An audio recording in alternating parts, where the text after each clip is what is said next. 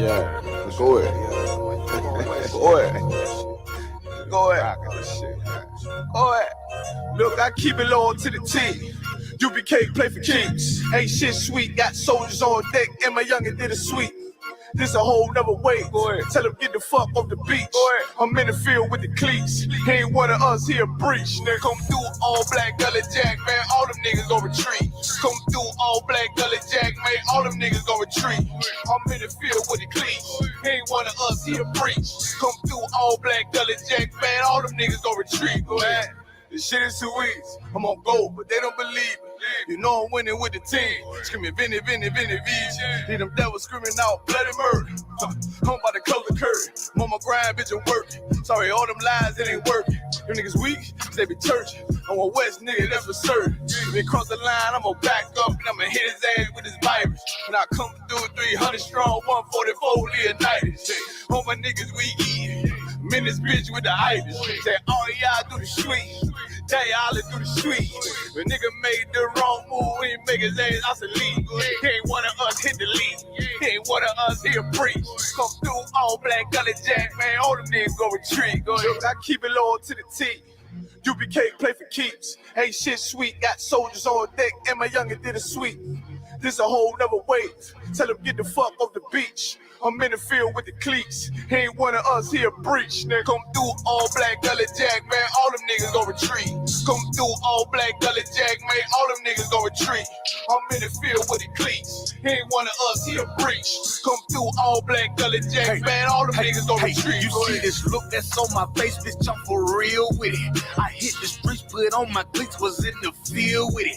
You soft as cotton, just an actor, Uncle Phil with it. And then my target's on the move, bitch, I can still hit it.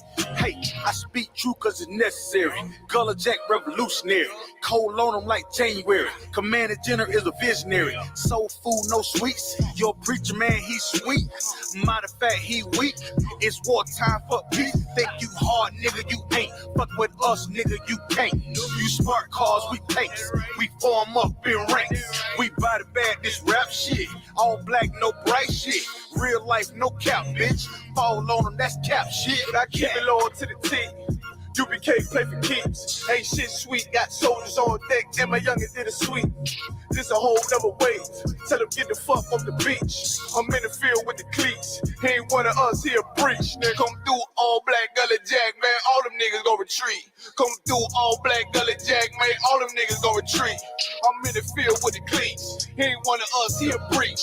Come through all black gully jack, man. All them niggas gon' retreat. Go ahead.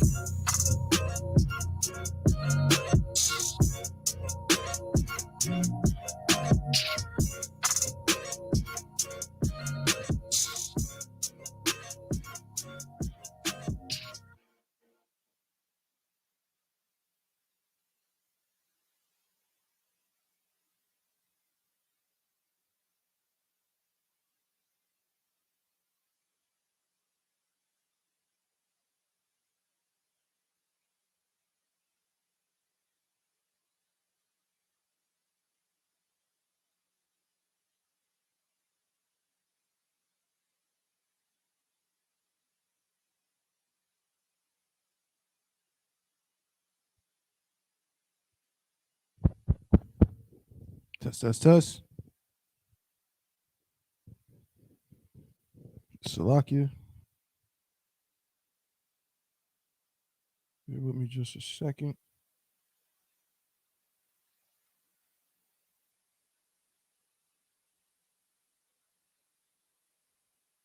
Test. Make sure the audio's good.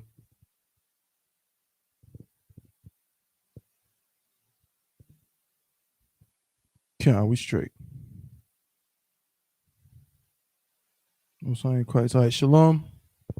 How about Shemel Shabrakatah? To all the brothers. How Shamar Alatha Bashim Shai. To all the sisters. It's the Israelite School of Universal Practical Knowledge. Out here in Durham, North Carolina.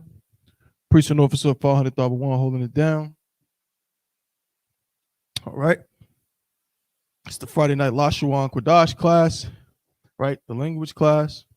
Okay, where we study Hebrew, learn Hebrew, getting back to our cultural roots. You understand? Getting an understanding of the world that our ancestors lived in, how they spoke to each other, which within it, in and of itself also includes other cultural elements. You understand? We're gonna read a scripture in just a second. I think it's pertinent from something that was discussed on our radio show earlier. You know what I'm saying? So of course, we are, like I said, we're in Durham, North Carolina. We got a radio show out here, Isupk radio show called Unplugged from the Matrix with myself, Captain of 10,000 Year Garwap, and Officer of 1,000 Ayaza Ab, called Unplugged from the Matrix. And you know, we ran a lot of stories and things like that. And one of the things we talked about today, we talked about a lot of things, but a certain scripture came up that we use all the time. But I want to go into it, just kind of talk about it for a quick second in relation to, you know what I'm saying, in relation to this whole thing with culture and so on. So we're gonna go to Zephaniah.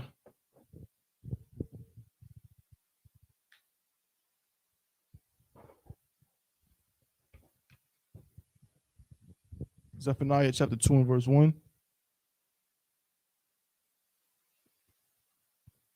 All right. Zephaniah chapter 2 and verse 1. Get it, Salakia. I'm going to. Yeah. No, I'm not going to do that just yet. I'm going to read it.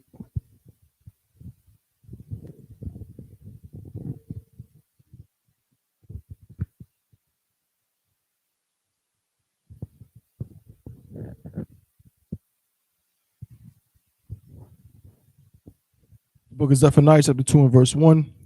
Gather yourselves together, yea, gather together, O nation not desired. Now, all the stories, we talked about a story where y'all heard about the sister that met up with some older white dude and died and is dead, and they don't know what happened, and they didn't even investigate the white man, right? Then we read another story about a brother in 2001. This is something you didn't even know about. In 2001, this brother was sentenced to 1,823 years for a robbery. Now, in the article I read, it didn't say anything about anybody dying. He was only 18 years old at the time. If that wasn't bad enough, his white co-defendants all got between 10 and 13 years. That was in 2001, right? And those stories just kind of remind you, if you're not tuned in, right? The separation between us and them. The reality that no matter what they feed you and what you think, we're not seen to them as equals, right? We're not seen to them as even desirable. Why would you give a brother 1,000? Like 1,000 is not enough. They gave him 1,823 years. You understand? This is, you can Google it, right? What does that mean? We just read in the scripture in Zephaniah 2 and 1 where it says, gather yourself together, yea, gather together, O nation not desired. We're the nation that's not desired, right? And now let's further prove one thing or show one thing. I always, when I get an opportunity to do so, what I like to do, let's look at the definition of the word nation. Nation, right? Nation.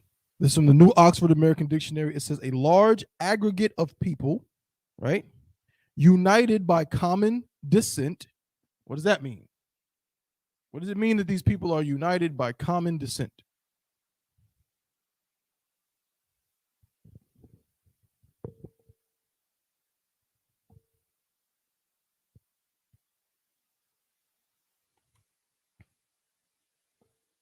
Absolutely, right? From the same bloodline. They have the same descendant. They're descendants of the same people. They have the same lineage, right? So that means what? Give me a word that describes that. What would we call that today? What would we call that? What would we call a group of people who share the same descent? What's the common word we might use today for that? That's the word we just looked up, but we wouldn't say that today. What do people say in 2021 to describe the fact that they share common descent with a certain type of people? Close. That's not wrong. Give me another one. Or one that's more, when you mention it, people get upset. People get up in arms about this word.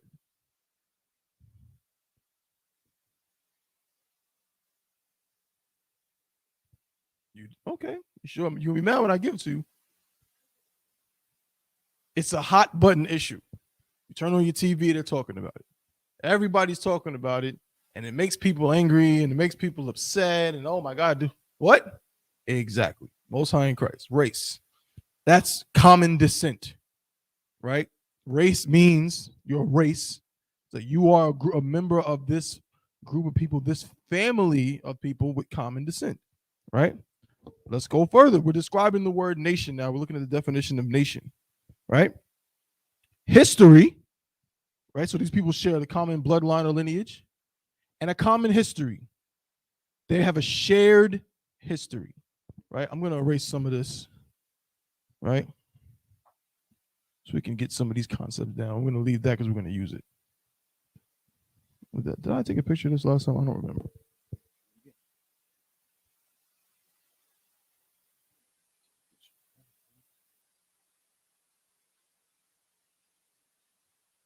Right? Slack it.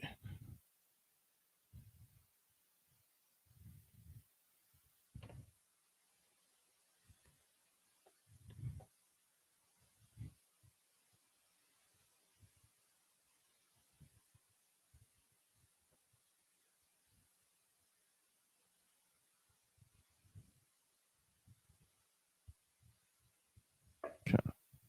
Right? So these people are united by common descent, right? Common history. What does that mean? They share history. I mean, technically, every human being on earth shares history, right? Technically, we all are, we're all human. So the history of humanity is shared in and of itself, but it goes deeper than that. It goes further than that. So what could that mean? What does that mean? Shared history. Slack, bear with me.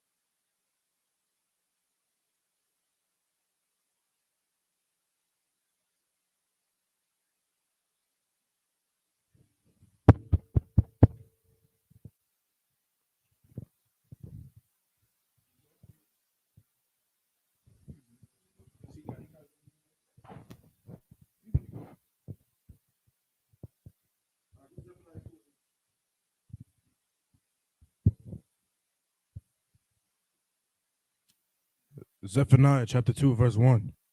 Gather yourselves together. Yea, gather together, O nation not desire.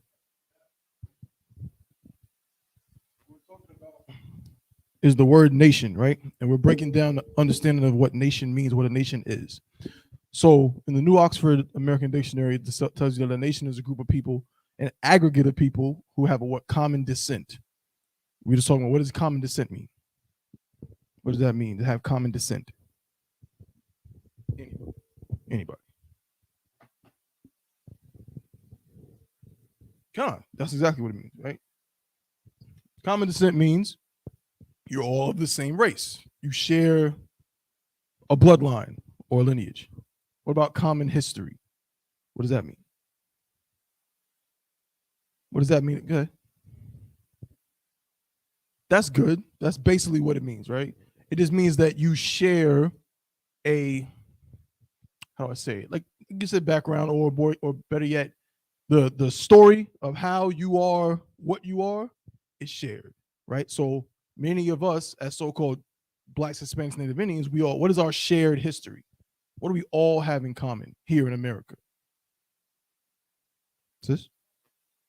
That is a fact. Give her a hand, right? That's a fact. We're oppressed. Also, we are what? Descendants of. It goes with being oppressed. What are we all descendants of in America as Blacks, Hispanics, Native Indians? Almost all of our ancestors, were what? Right. They're all slaves, right? That's our shared history. Okay. Going forward, let's read on. It says a large aggregate of people united by common descent, history, culture, or language, right? So a nation of people share descent, history, culture, and language. Okay. Now,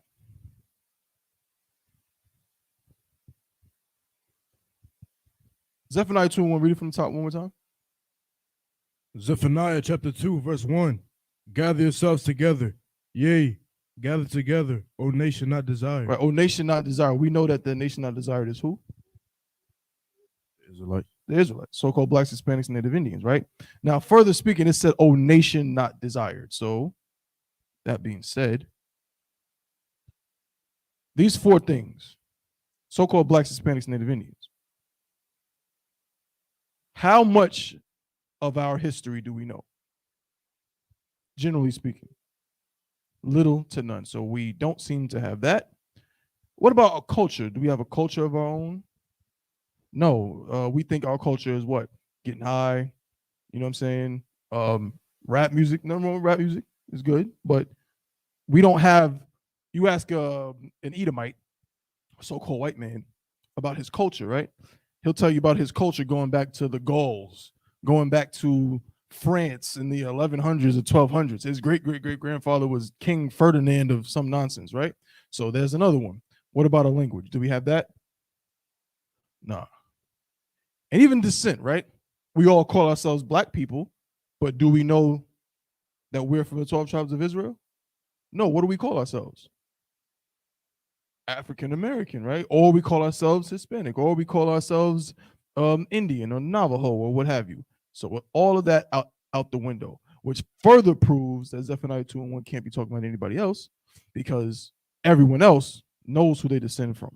They know their history, they know their culture, and they know their language. How could the so-called Jewish man be a real Jew if Zephaniah 2:1 doesn't fit him? Because he has all of these things.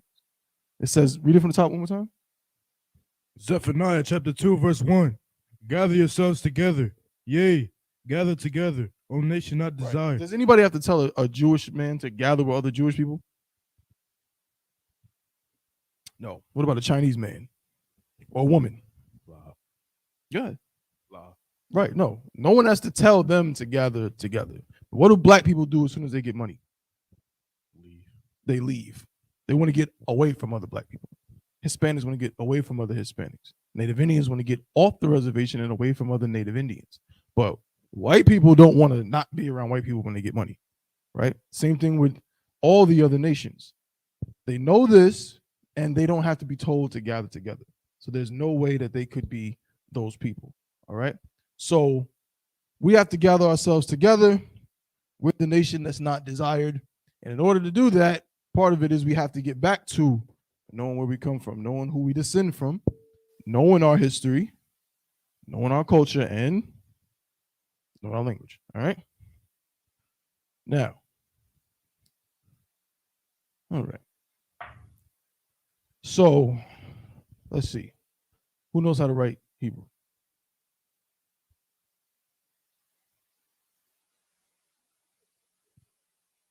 All right, then let's get it. We're gonna start over with a quick alphabet review before we get into some of the more pressing issues. I just want you just to write it right here. So let me just mark this off. Right, you just write it right here. We're gonna get into this concept again with the why, and we're gonna break down. You understand what this does, what it forms, and how it works. But let's just get a quick alphabet review. So, which one do you know better, the Assyrian or the ancient? Ancient. Let's get it. Give him a hand. Most High in Christ. My assistant for today, the water brother. So you're just gonna write it from here, go across.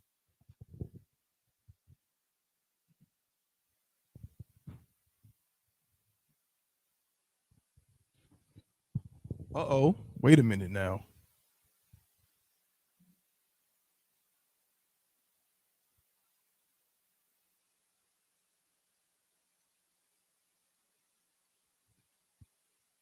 Most High in Christ.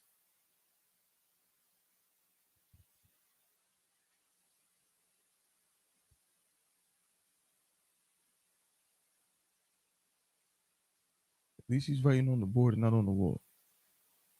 Huh? Right. So who knows how to actually pronounce the letters? You want to give the first 3 letters a try? Yeah.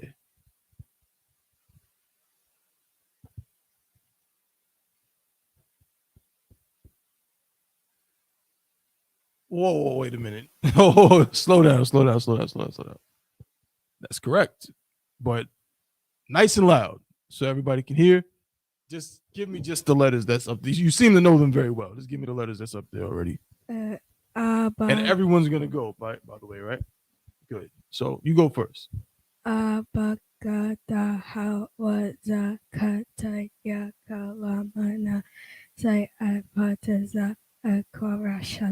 her a hand. Most High in Christ, right? So, it's very swap, right? Some of the letters. Let's see here. Well, let me make sure this is all correct. Wait a minute.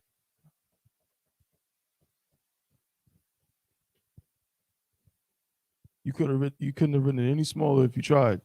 But no sweat. That's excellent. Give him a hand, right? Don't worry, we're gonna write these larger. So, you know what I'm saying? I hate to erase your artwork, young man. The water. Okay. Right? So we're gonna do it all together now. The sister did an excellent job, right? So this first letter, what is this? Ah, right? Matter of fact, y'all, let's just run it down together, right? Everybody ready?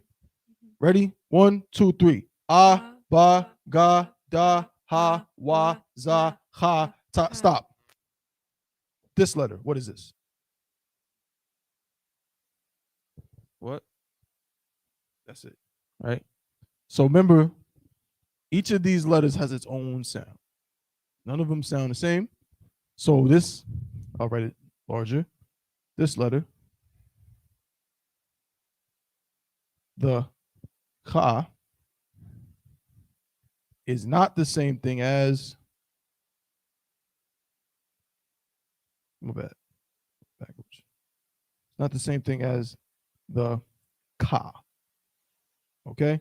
So the pronunciation of the ka is a harsher pause, back of the throat sound. Ka. All right? The ka is much softer. Right? So when we pronounce it, it's not ba ga da ha wa za ka. It's ba ga da ha wa za ha. Ka. Ka. Like it'll take time and it's weird, but That's how it's pronounced. You got it. I heard it. That's it. It's like ka. There you go. Not all of that, bro. No, it's not all of that. Pause. Do it again. There you go. Ka. Ka. You closer, better, right? It's like Most High in Christ. Y'all good, right? Ka. Ta ya. Ka. La mana sa. I. Patiza. So from the top again. Ready? Here we go. Ah. Ba. Ga. Da. Ha. Wa. Za. Kha. Ta. Ya. Ka. La. Ma. Na. Sa. I. Patiza. Qua. Ra. Sha. Da. Something must be. It's just you wrote it so small. Jesus. No sweat. Right? That's too wild. You good? You raise your hand. Oh, my bad. You raise your hand? No sweat. All right. Now, let's see. So I'm going to write something on the board. I want you to tell me what it is.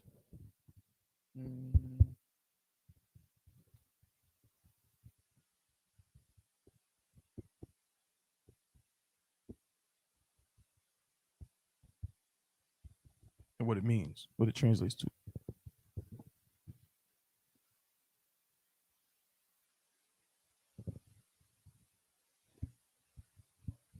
Con, right? But what's missing?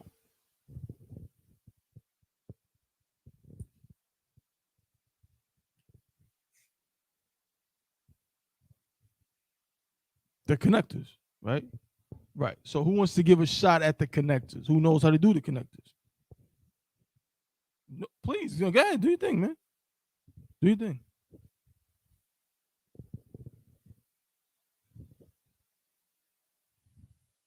Now, transliterated. We know what transliterate means, correct? What does it mean? No. Because if it was translate, then I would just say translate.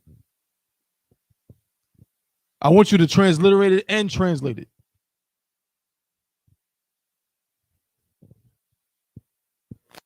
Please. You want it, sis?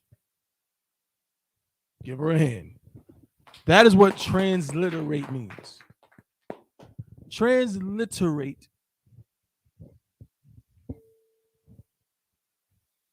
No. Just write it regularly. Just write it from left to right. You don't got to try to do it backwards and all that.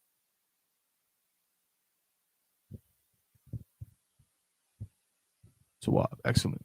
Right? Now translate it. So you transliterated it, right? Now translate. You have something?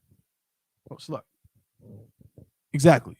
So to transliterate is what? We're taking Hebrew letters and transferring the sound by way of English letters or any other language, so to speak, right? But right now we're doing English and Hebrew, so that's what we're using, okay? Give me some examples of transliteration.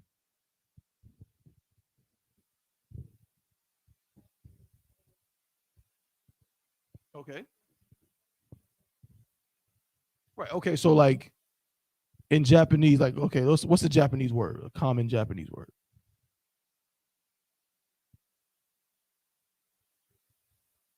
Right. Now, I don't know how to say that. I don't know how to write it in Japanese, but I'm sure there's a way we can use English letters to write it. Or even another Japanese word, like, is ramen a Japanese word? I would assume so, right? Right. I imagine. But we know how to spell ramen, right? In English, right? What about a Chinese word? What about Jackie Chan? What about his last name is Chan? That's not an English word, but we know how to write it with English letters. That's transliteration. Now, what is translation?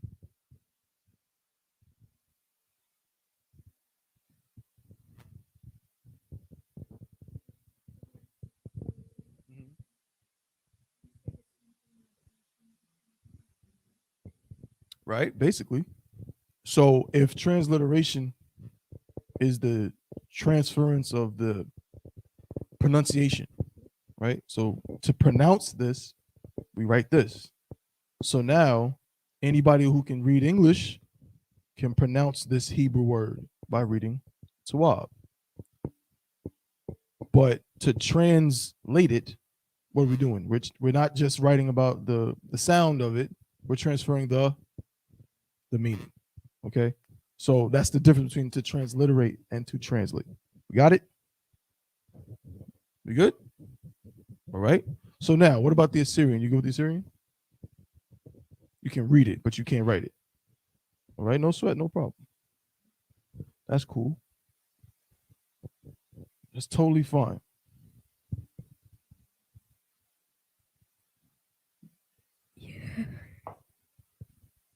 All right. Here we go. I'm gonna try to do it off straight memory. I probably can't. I'm gonna try nonetheless.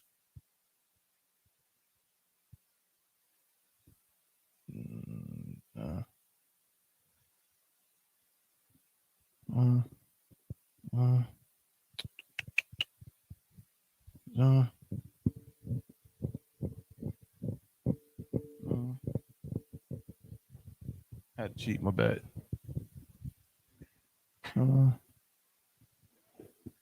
Yeah. Oh, the water.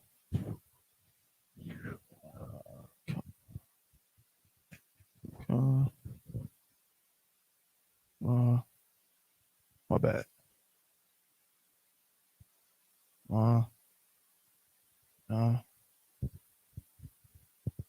So.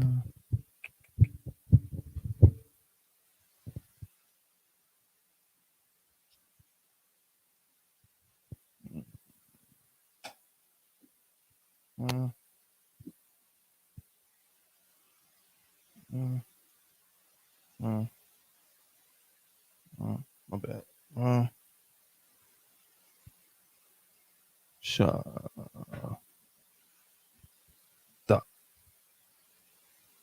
Right? How's that look? Oh, something wrong? Maybe I'm missing something. You know better than me. You want to teach? I'm just joking. Yeah. I got you. I completely understand. But there is a difference. You got one of these sheets? Yeah. So when you handwrite it, it's not quite the same, but I know what you mean because you are going to get used to reading that one. Makes sense. Okay. Is anything missing? As far as anyone can tell, is anything missing?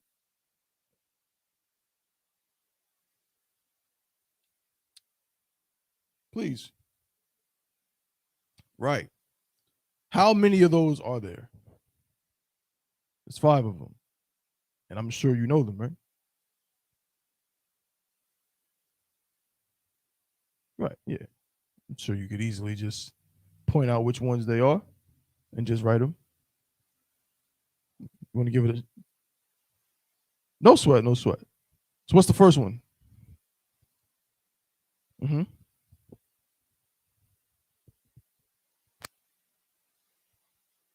Ka. You can easily just look right here, right? The ka is the first one. Where we at? Here. We'll just write it out right here.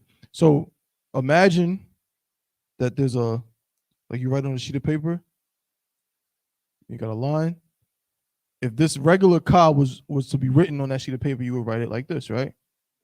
On the line. But what we're going to do is, when you write at the end of a word, it's going to extend down past the line, right? Then the next one is the ma. It's just kind of a closed form. A little swoop there. Then the na, same thing as the ka. If we were just to write the na regular, it would be something like this. But we're going to extend it past this line. Cut it off like that and come down like so. Okay? Ka, ma, na. What's next?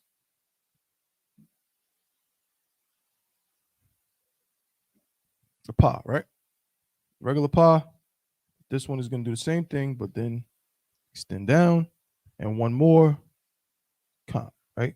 We're going to take this base part and just kind of just ignore it, extend it all the way down, and there you go. All right. So now, forming words with this, how do we know syllable-wise how to deal with it? Because before with the ancient, we had the connectors. We don't have that with this. So how do we know?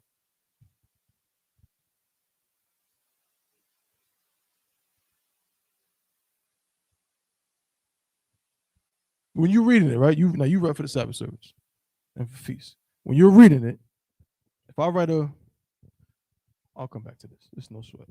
If I write a word in Assyrian Hebrew, if I write a word in Assyrian Hebrew, let's take this word, right? Let's take this word.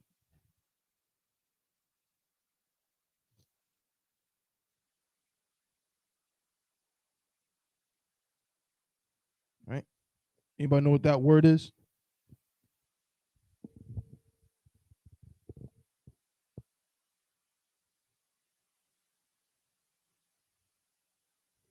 God, what does it mean? God.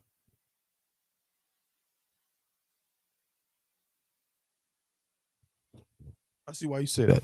This is actually a different word than the Barak you're talking about. You're right, right? The word for bless is this.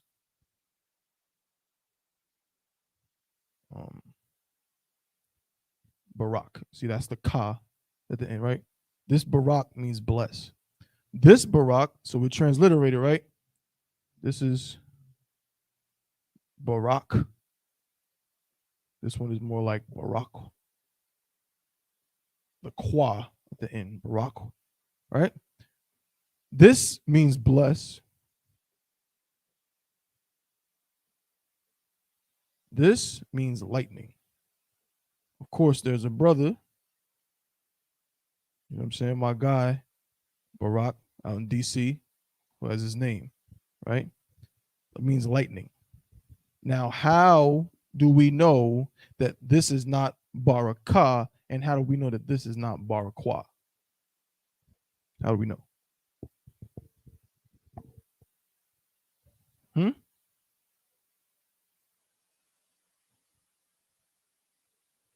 I don't want to say yes to that. I'm going to tell you why. You're not wrong. I don't want to say yes to that because those dots you see, right? All of this and this and this, right? All those dots you see is not part of our original language, right? So this stuff is not really correct to use because we're not reading Yiddish. These dots are all related to what they call modern Hebrew or Yiddish, which we don't read. However, you're right. If you know what these dots do, you have a better chance at gauging where the syllables fall. You have a better chance. However, the reality is for most of us, you just got to just keep studying, keep practicing, ask questions, and that's what you do. Because most of the time, you're not really going to know. As you know, brother, you're going to read the Assyrian. You're not going to know exactly what it says. You're just going to have to kind of guess it and gauge it. Over time, as you get more familiar with the words, you'll know what's what.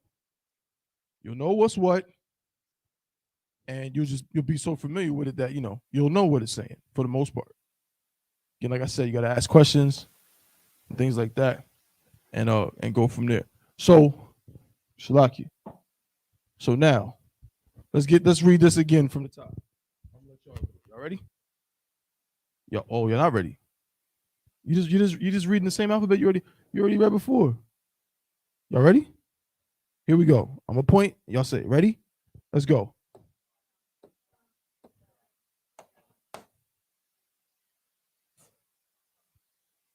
I should have known. Y'all still can't figure it out. God, the water. You said it like 2 minutes ago, but it's like, what happened? Let's try it again. Y'all ready? Here we go.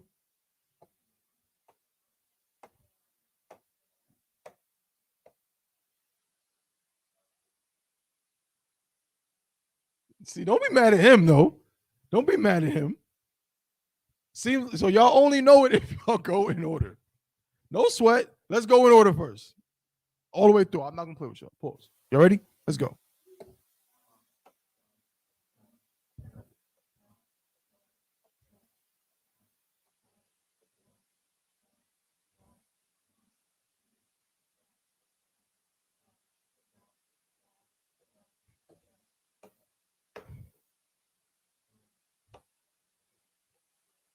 Who's that choir?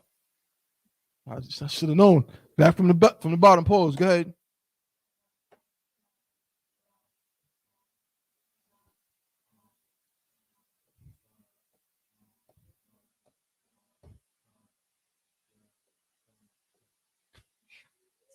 Go ahead.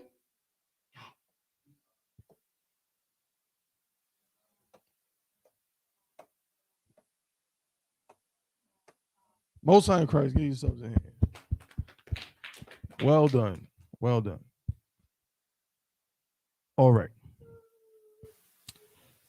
Ooh. Let's see.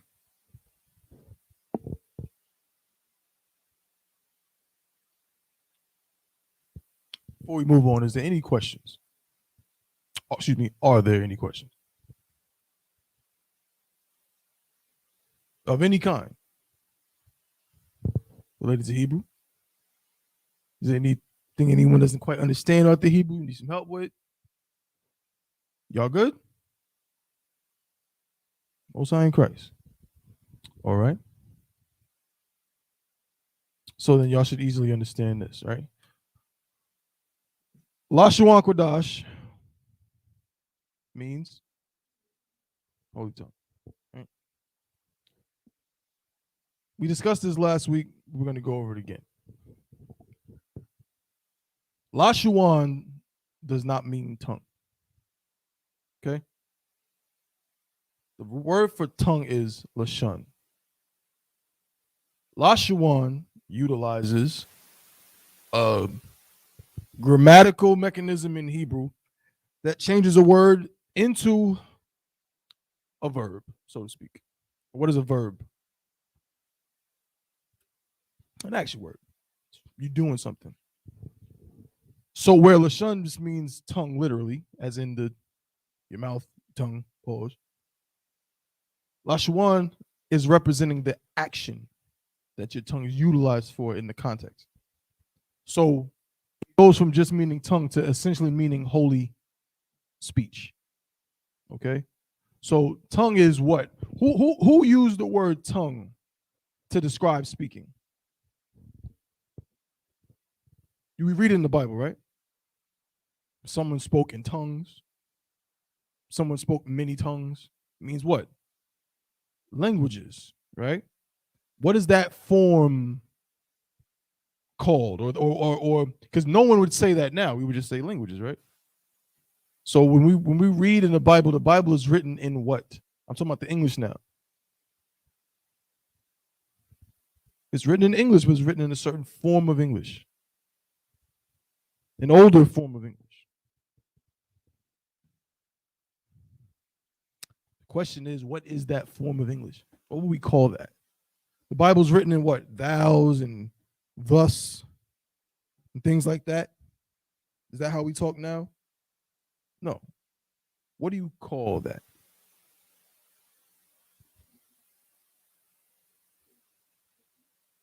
Okay, now you're very, very close, right? You're very close. We would say you could call it Old Quaker English.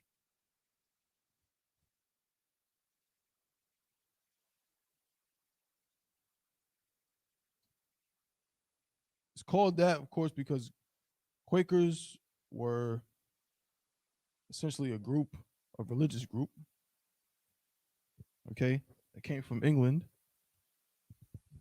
right, at that time, 16th century. So Old Quaker English is what you would call it.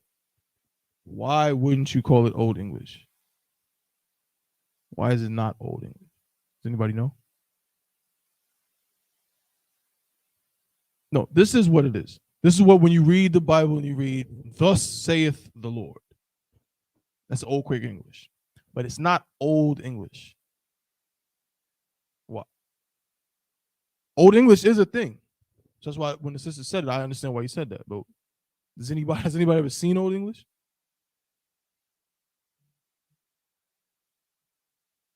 I kind of just gave you the answer.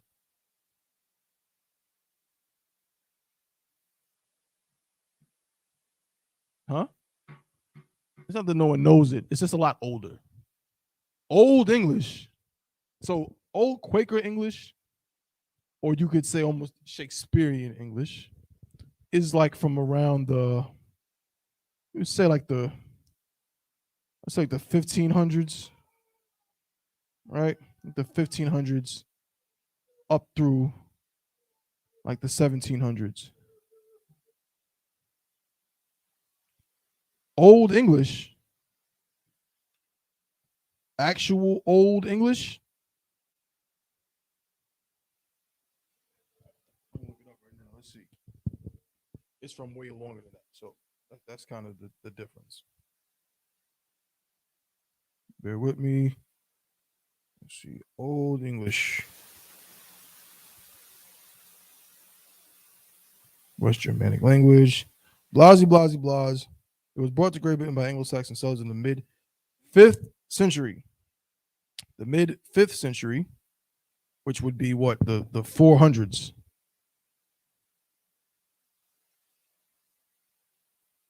Right? Oh, I think the 600s. No, this is right.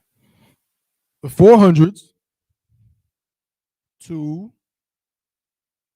in the first 7th century, you have to place for a long time. So it was from about the 400s to about like the 1100s, right? So Old English is a real thing. You can look it up. You won't be able to read it. Just to tell you straight up, it more closely resembles modern German than it resembles the English that we speak. Okay, so you want to be careful when you describing the words we read in the Bible. It's not Old English. Old Quaker English is a better way to describe it. You might even be able to say Shakespearean English, right? But Old English is damn near a different language. Okay, so now this wa situation. So yeah, an Old Quaker English tongue would be used to describe a language. Okay, tongue would be used to describe a language. Holy tongue, holy language. But there's more than that. There's more ways we can see this at work with this wa thing in the middle. Bear with me just a moment.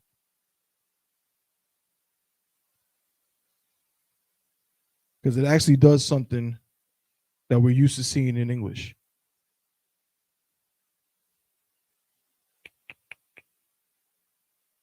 Here we go.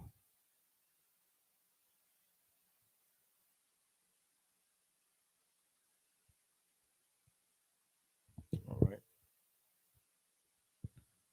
Okay.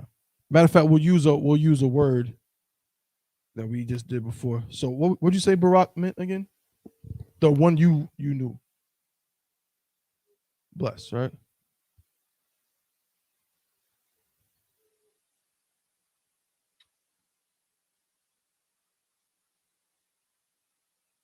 If Barak means to bless or bless, right? There's this other thing. Same thing that happens with Lashawan, where this Y is added.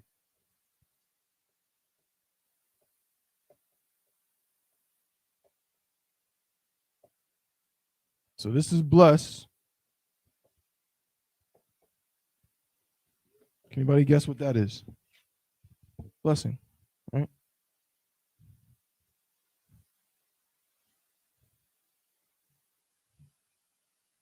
Which essentially does what?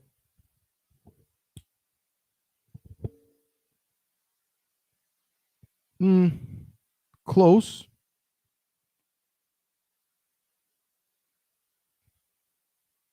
I would say makes it present. Makes it more of a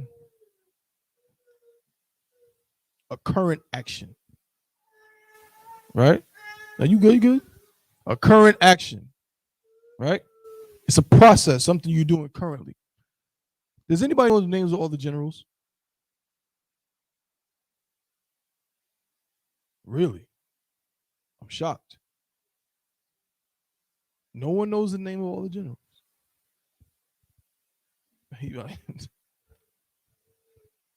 Name some of them. Who knows some of the generals? Khan. We got General Yohana, Commander General Yohana, General Mahayman.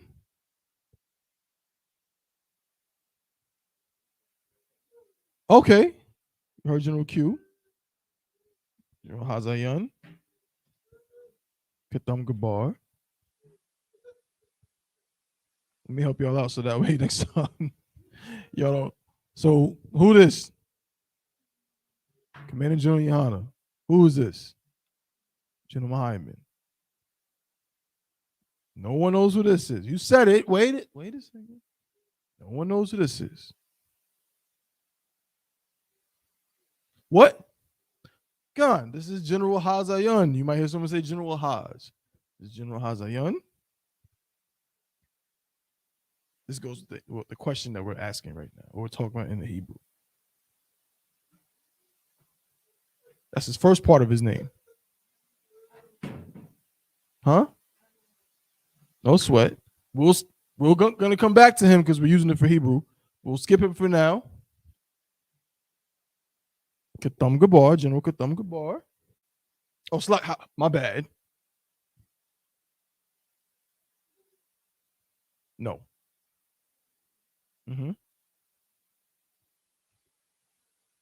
General Mayak, right? Really, Mayaka Allah, which is the Hebrew form of what name? Oh. Damn, no. Moses in ancient Hebrew is Masha.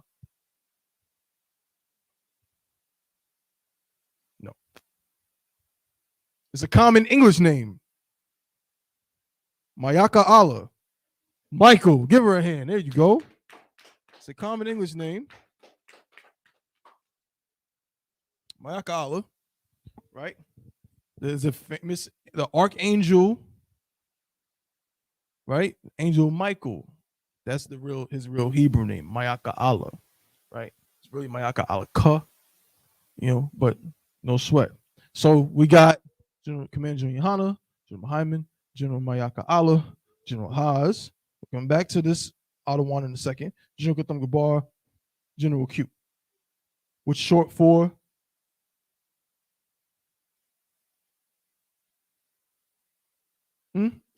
Yeah, this is going to be today's question. No sweat. We're going to do this because it's not a problem, but no, I think it's a good thing. It's a good thing. Y'all young brothers and sisters, in truth, this will help y'all recognize these names and these brothers. But we're still going to go with this one first, just to show you. So the General Q is Quabal Amath. General Quabal Amath. This is General Anya Shawamar. Shawamar. We're going to go backwards from this. So remember that this Y in the middle of a word forms the ing. But we were in English. So it's like going from run to running, learn to learning. You know what I'm saying? Things like that. So now, knowing that, that's why Lashon, the tongue, becomes now it's speaking, right? It's the thing you use to speak, right? It's the ing form. But now let's work backwards. So Adawan's name is Anya Shawamar. Who knows what Anya means? Damn right. It means I, or I am. In Hebrew, in English, this is called a connecting verb. We don't have that in Hebrew. The M is implied. So when you say Anya, you don't have to add an extra word to say I am. But at the same time, you don't have to take anything away to say I. You can say Anya. It's a pronoun, but it's more of it's a formal pronoun, right? There are times when you'll see just by itself. You understand? As in the tribe of Ephraim, which is in Hebrew is what? Aparium, right? Aparium, which means I am fruitful. Okay, but this means I am. Now this Shawamar is using this form right here. You understand? So what is this? Shamar. Absolutely. What does Shamar mean? What the hell am I doing? Close. I mean, you're not wrong. There's a better word for context sake to describe this.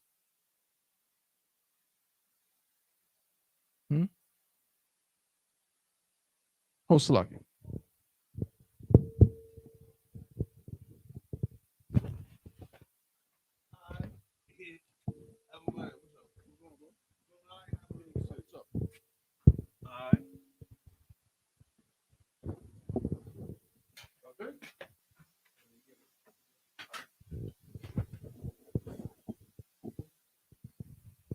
Right. So Shamar means, you said what? To guard, protect. That's true. That's true. But a better word, what do we say, right? What do we say when we salute the sisters? I want a sister to answer this because y'all should know. When y'all salute us or vice versa, what do you say? What do we say? Yes. Which means the whole phrase, Yahweh Shamar Alatha Bahashim Yahushua, means what? Khan. But we literally say it at the end of class, word for word. What is the meaning? Yahweh Shamar Alatha Bahashim Yahushua. Obviously, Yahweh is the Most High. Most High's name. And what do we say Shamar means in the context? You said what? A different word. You want it, but it's a different word and not look. Watch. Right? Watch. It's this word that is connected to guarding or protecting somebody. Like, you might hear that somebody's on the night watch. They're on watch. They're on guard. Same thing. So Shamar means to watch. Right? Or watch. Or like you said, guard. Right?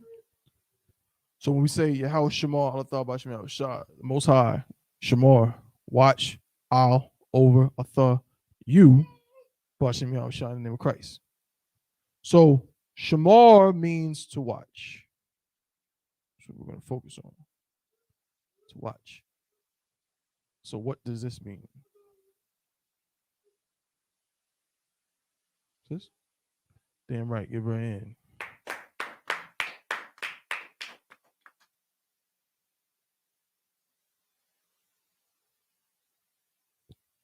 So General Anya Shawamar's name literally means I am watching or I am guarding. It doesn't mean watch as in just to look at something. It specifically means I'm watching over something. I'm, guarding something. All right. So let's get the rest of the general's names and break them down. Let's go. So we go with the alphabet, right? Come on.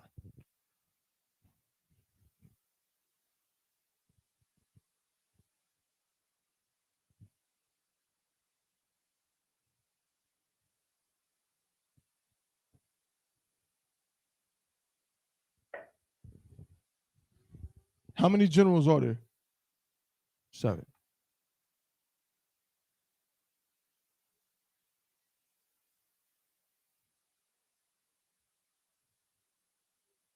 Yeah, I gotta write it higher.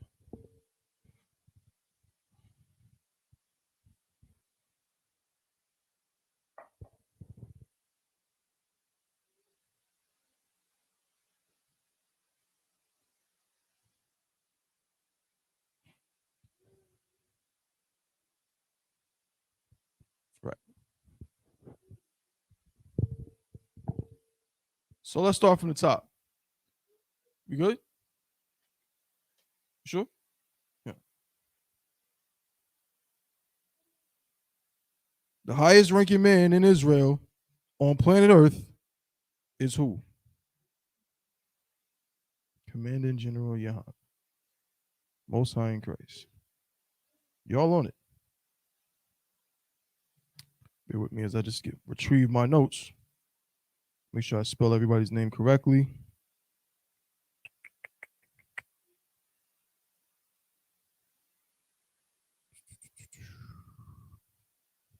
What?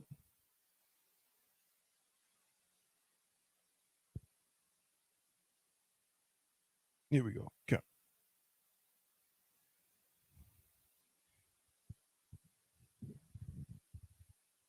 I know what. Let me do them their due diligence. We're gonna take up the whole board.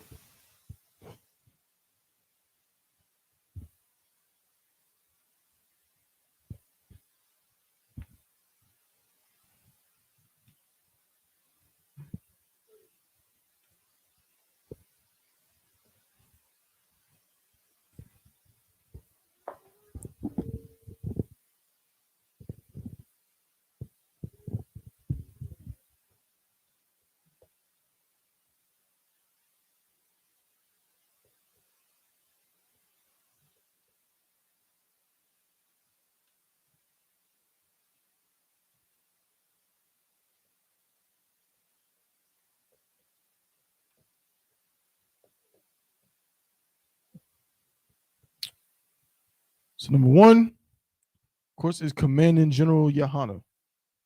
Right? How do you spell Yahana? Transliterate it first.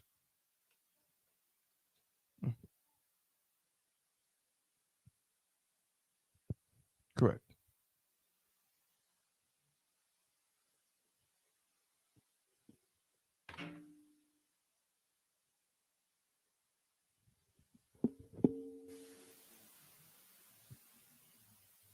Does anybody know what Yahana means? So that's what we're going to do. We're going to learn what all of these brothers' names mean.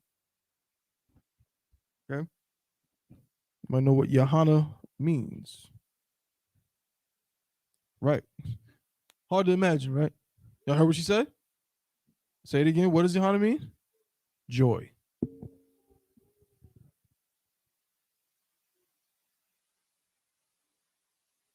Joy, mirth, happiness. Right? That's what Yahana means. It's related to another common English name. What name is that?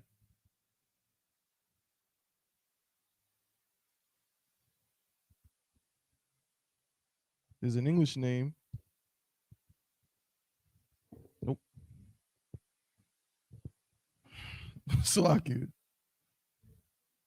Well, remember we said that Mayaka Allah is the ancient Hebrew form of Michael.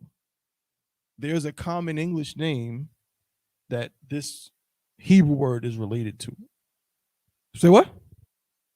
Close, but no. Huh? Give her a hand. That's a fact. So now all I need is somebody to write that in Hebrew. I'm going to call on somebody else so you know. It's going to happen. Not yet, but you go ahead, brother. Write it, if you could, Slaki. Just write it next to it. So just like this, right? Just write it next to it.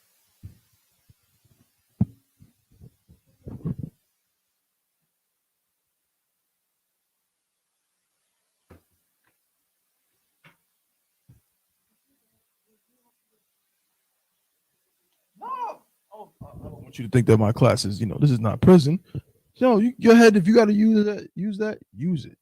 I just want to make sure that everyone's participating. But no, you don't have to go off the top of your head at all.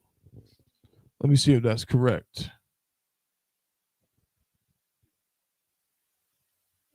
That is correct.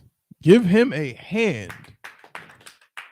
Give him a hand because he immediately recognized what? He recognized the two N's representing the Nas, right?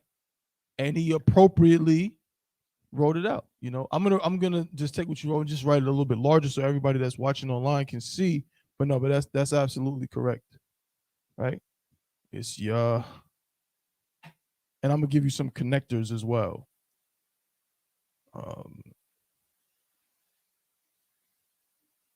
Right, so it's Yah, Han, Na. Well done. Can anybody write it in Syrian?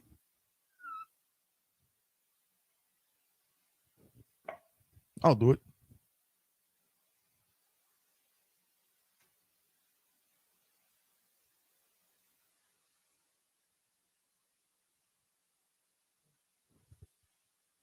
So,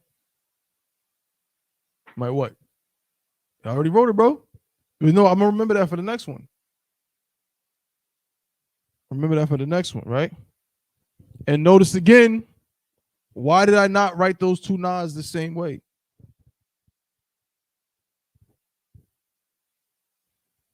Absolutely.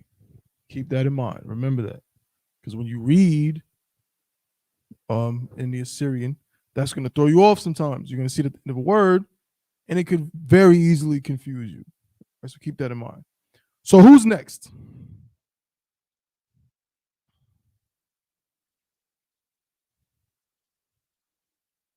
And this will actually help us remember, we're all in the school, right? We're all in the Israelite School of Universal Practical Knowledge, right? This will help us knowing what? There's a word, a very important word that we use to describe. I don't want to give it to you. Commanding General Yohana is the highest ranking man. But there's what in the school? Rank and order. So there's a succession. It goes down in rank, right? As we all know. So Commander Junior High is the highest ranking man. Who is the next highest ranking man? Sis? General Mahayaman, right? Anybody know how to spell it?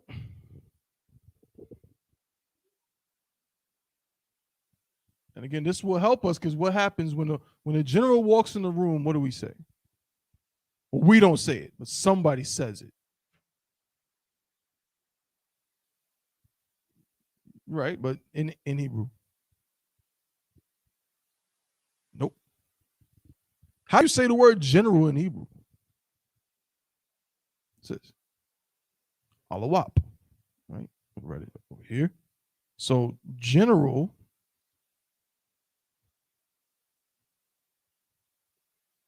is Alawap.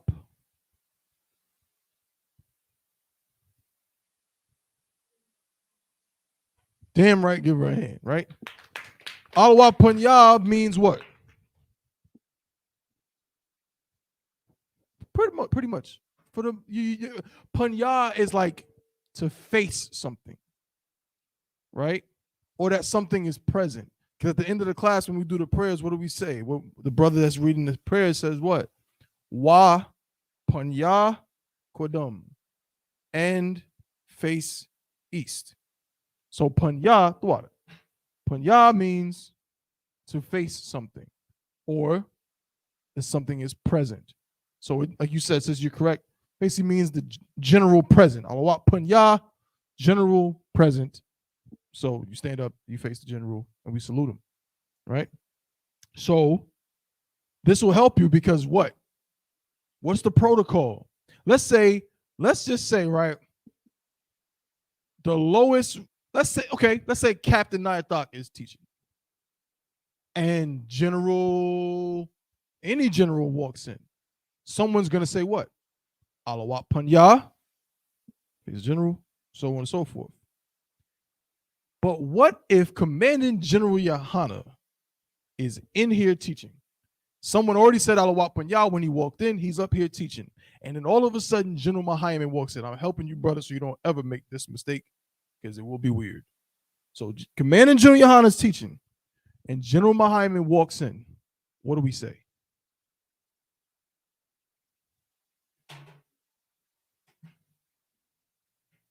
Anybody else? He said we say Yahweh Shemeshkata. Kata. Anybody else got an answer? Do we do nothing? Sis? I'm asking you. Nothing? What you got? So you think we would just stand up? Okay, we got nothing. Perhaps we stand up and greet him. Say how about you? What you got, sis? You stand up and greet him. No clue, no sweat. What you got, young man? All right. Anybody else? We got a few answers. So Commanding General Yohanan is up, sis.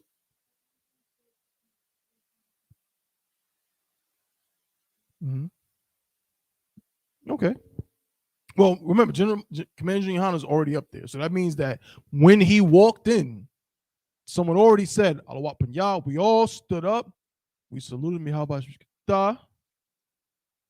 He already sat down. He's teaching. And now General Mahiman walks in. The answer is we do absolutely nothing. Nothing. We don't do anything. Why? Because the highest ranking general is already in the room. You understand? Because what's going to happen? If General Mahiman walks in, right, and somebody else, Alawat Panya, what, Commander General Yohanan is going to stand up and salute General Mahiman? No. That doesn't work that way. What you got? That's the good question. What if it's the opposite?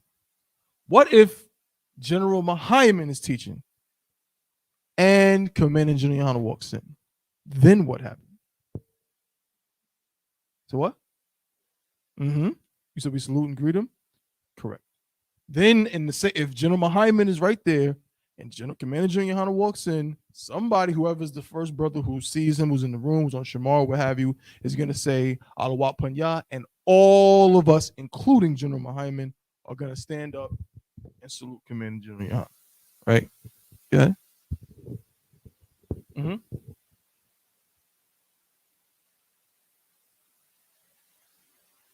Absolutely.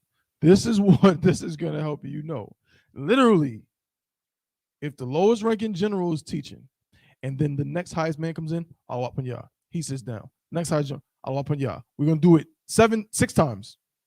Well, 7 times, because the first general walked in. Right?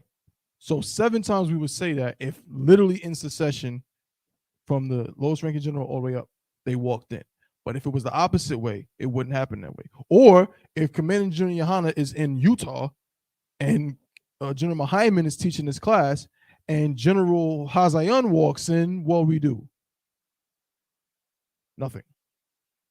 But if General Hazayan is teaching and General Mahiman walks in, what do we do?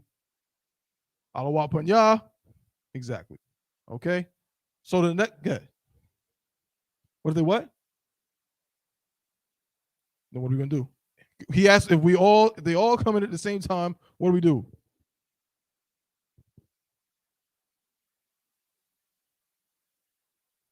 I think you got it. Give her a hand. Give her a hand. They all come at the same time, so really we're greeting the highest of the generals, right? So General Mahiman and 2 other generals walk in. We're gonna say what? Alawat Panya. And we're going to greet all 3 of them, right? But the person that we're focusing on is the highest ranking general. Good.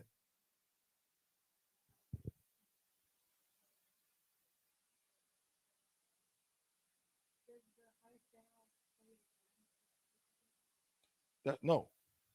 A higher ranking general is never going to say it for a general that's below him in the ranking. Can they? Sure. If they see him first, right? They can. But at the same time, so now, before we even get to more names, let's say, so let's say we're all in here. It's a feast. And General Mahiman comes in. We all greeted him when he came out of Alawat Panya. He sat down, he teaches the class. It's time for him to leave. We all still in the school, right? I know our rock gonna have y'all doing 1,000 tasks, cleaning up in here and all kind of stuff. He's leaving. And he's leaving. What do we say?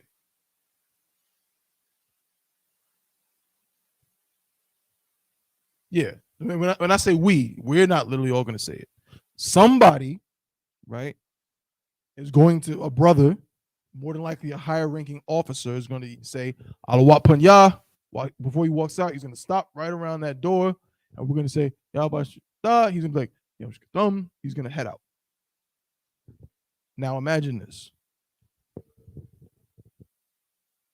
General Muhammad is teaching, and General Q is here. General Muhammad is still teaching, but General Q has to head out. He has to leave. What do we do? What do we say? Nothing? You say nothing? You say Alawat Panya? Nothing? You say nothing? Anybody else?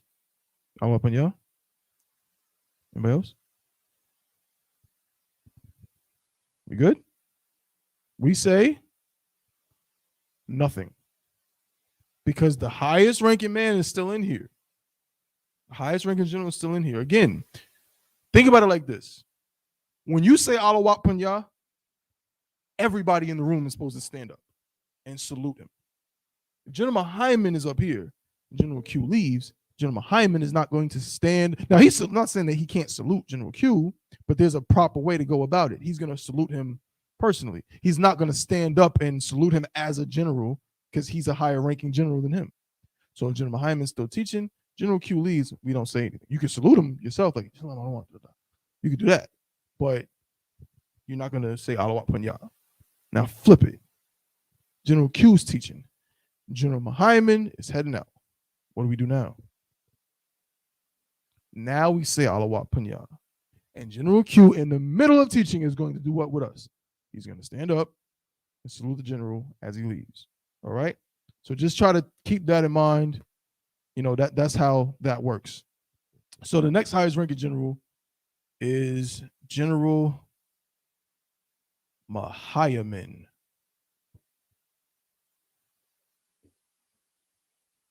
Really, Muhammad?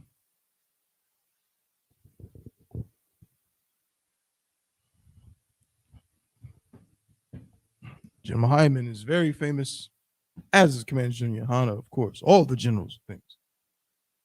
But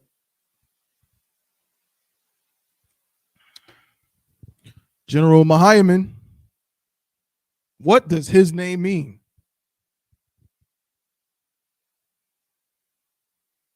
I know you know. You have notes. You have notes. And he guesses. It's a characteristic. You're not going to get it. I'd be shocked if any of you got it. But it's a characteristic. Think it's something that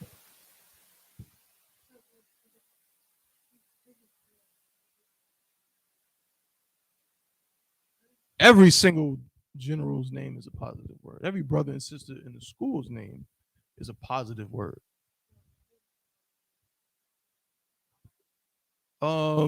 No, their names are not related. Remember, they got their names at different times. Commander General Yohana has been in the truth since the 80s, right? Before any of you were even a thought. Imagine this. Commander General Yohana was in the truth before I was a thought. And I'm old.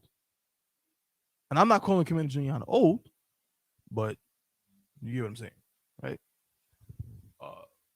General Muhammad and General Mayat came to the truth in the 90s. So sometime afterward. So their names are not related. Okay. Don't think of it like that. It's not something you could get. You could just know if you don't know the Hebrew. I just figured maybe somebody might guess it. What's a good characteristic of somebody to having a friend? You want a friend to be what? If you say it, go ahead. Okay, honest, loyal. Yes, that's a good one. Helpful. That's a good one as well.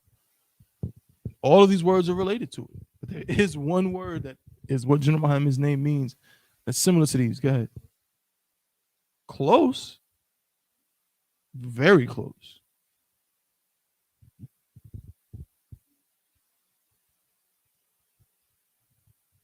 Close as well. All of these are great. I love it. These are all great words, and they all describe this. But a person who is all of these things is this thing. Go ahead.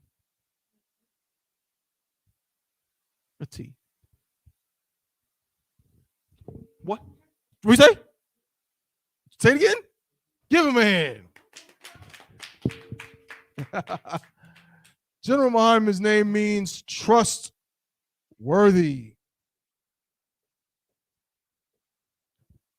You said what? Y'all all were saying correct things. It was all related, right? Great job. His name means trustworthy. Now I'm gonna need a little bit more space to write this out in the Syrian. Do I even have the space? I'll just write it. I mean, in the ancient. I'm just gonna write it in ancient. I'm not gonna worry about the Assyrian for now. Oh boy, here we go. Now don't follow me. Do not write backwards. I'm only doing this. To make sure that I have enough room.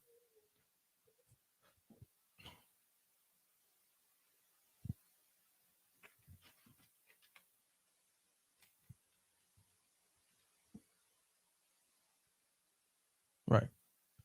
Ma, ha, ya. All right.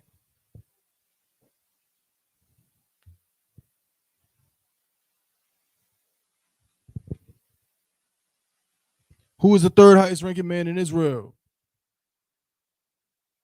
Good. You said Hazayan. Anybody else?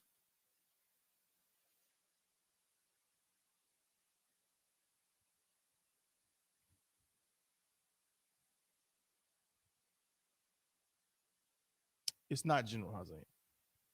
It's General Mayak. Right?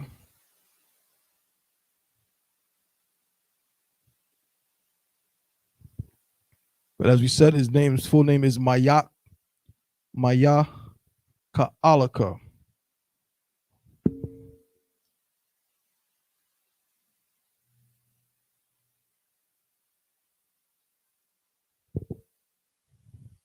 The ka part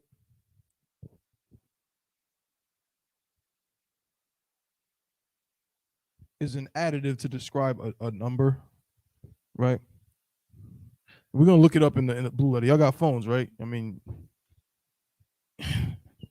y'all don't got phones? I'm shocked.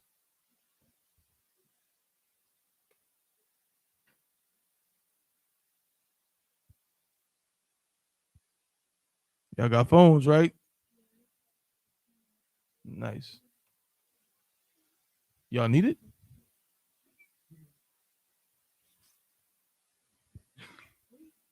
I think the password is probably, honestly, the password is probably whatever the password is in your house. More than likely. It's not. Y'all password in your crib is. I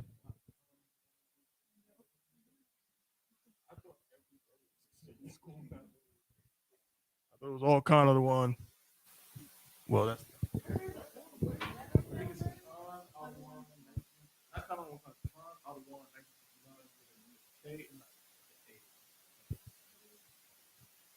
You just can go to blueletterbible.org.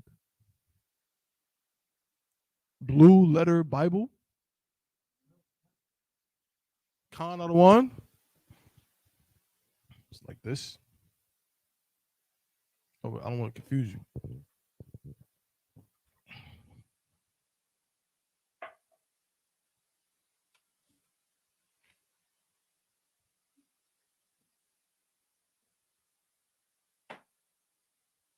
I believe that's the password. What's the joke? Almost said it. So what's funny, y'all? Yo,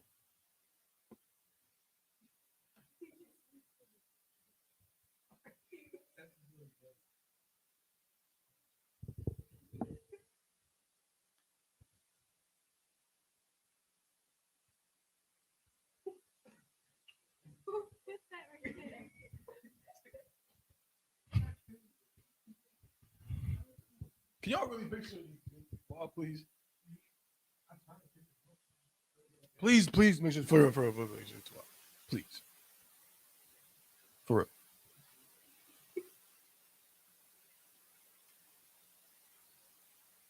Most High in Christ. Jesus Christ. Good night.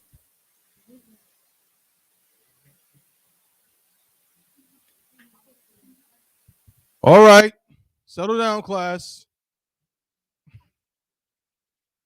Now, y'all good with the password now? Con. BlueLetterBible.org. Right? And we're going to search the name or the word Michael.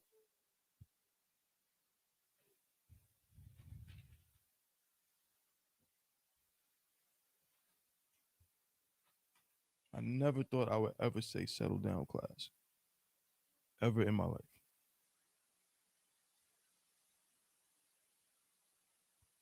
I mean, if he good on the floor, then let him do his thing. As long I just wanted to make sure he was like, he was.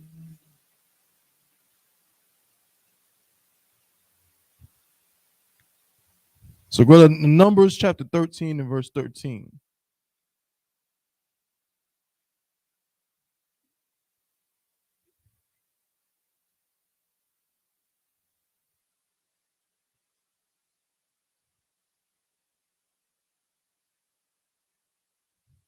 All right, y'all got it? Who's assigned to this?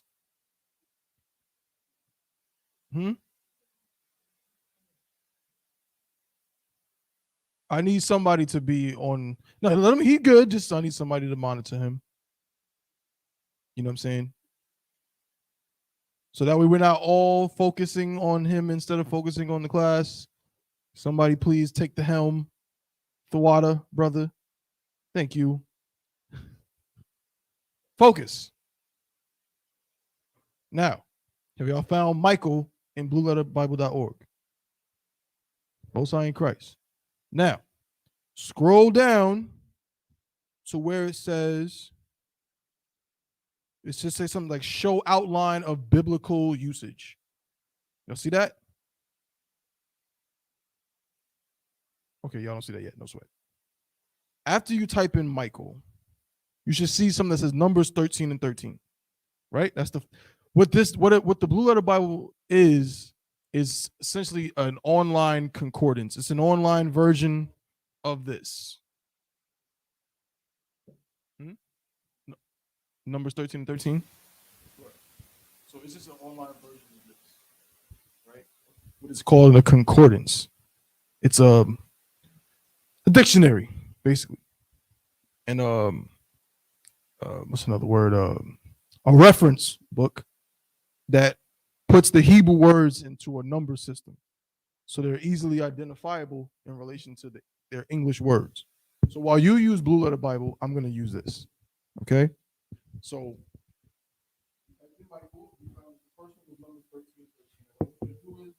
next to Numbers 13, you should see this is tools. Click on where it says tools. Right now, scroll down. You see the Hebrew, right? After click tools, you see the Hebrew, Most High in Christ. Now scroll down, and you should see a list that looks like this of Hebrew words next to some English words. Y'all see that? Now scroll down to the one that says of Michael. Y'all see that? It says of Michael at the bottom. What is the number? To the right of that, there's a letter and a number. What is the letter and number combination? Go ahead, sis. Go ahead. H4317. This will help you guys when you're at home and you want to look up Hebrew words, right? H4317. This is the reference number, or called the Strong's number. Again, this book. So I'm going to show you guys in this book so you can see it. Strong was a scholar. He was a devil, but he was a scholar, Hebrew scholar, right? That found and compiled all these words into a nice little number system that we can use to find these words and their meanings. So H here represents, who can guess what the H means? Pretty obvious.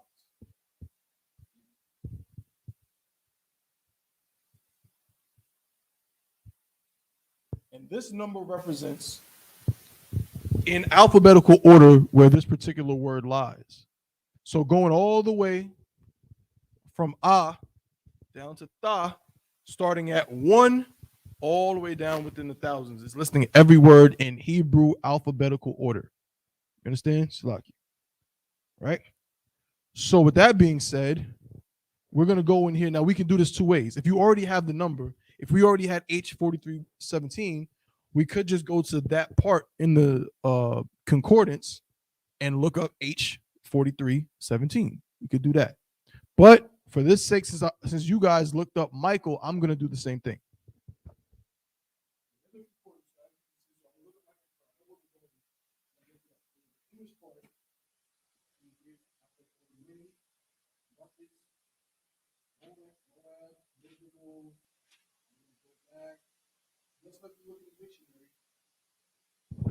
Just like we look in the dictionary, and we're going to go. Here we go. Micah, midday. Mike, Miss, Mikhail. Here we go. Michael, right? And as the same thing as you see in your blue letter Bible, the first scripture where the name Michael is mentioned is Numbers 13 and 13. And then right here, it tells me what word is used. It's Hebrew word H4317. So now, in blue letter, what you're going to do is you're going to click on that number, H4317 next to Michael, click it or press it, whatever y'all kids say today. I don't know. That's a weird thing to think about, right? The fact that I use the word click because when I was coming up, there was no such thing as a touchscreen in like the 90s. So literally when you press the button, it clicked. I wonder what kids are going to say in the future because things don't click now because it's like a screen. Yeah, probably tap, right? No, for what do y'all say though? Press. See? Y'all see, they wasn't going to say nothing, but they heard clicking. It was like, it's old as hell. No sweat. All right, so now H4317, and we see it, right? We see it there. You see the Hebrew, right? You see the letters, Ma, Ya, Ka, La, Mayaka, Allah. All right. And we can now scroll down to where it says show outline of biblical usage. Do you see that word or that phrase? Show outline of biblical usage.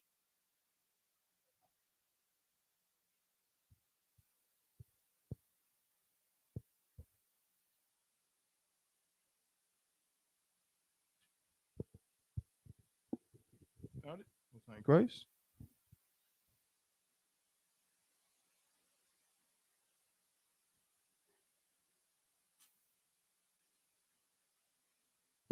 H4317.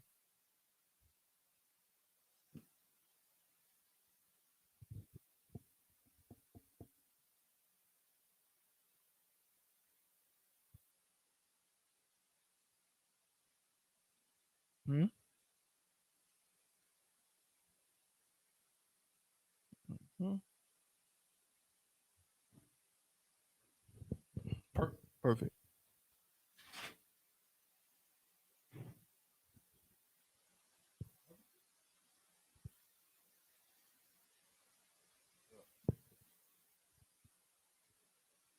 No sweat.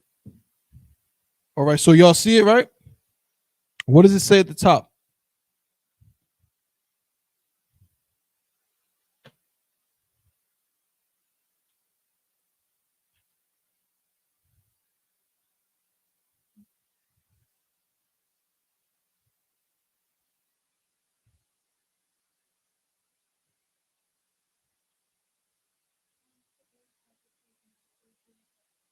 There we go.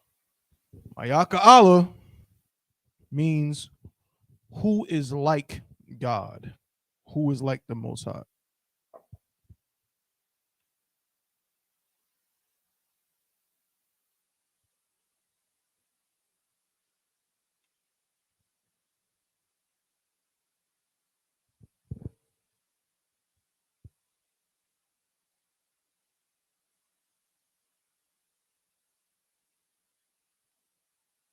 Right.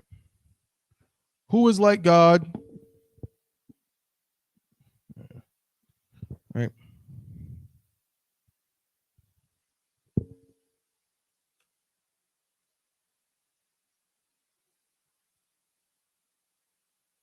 11th because of the ka.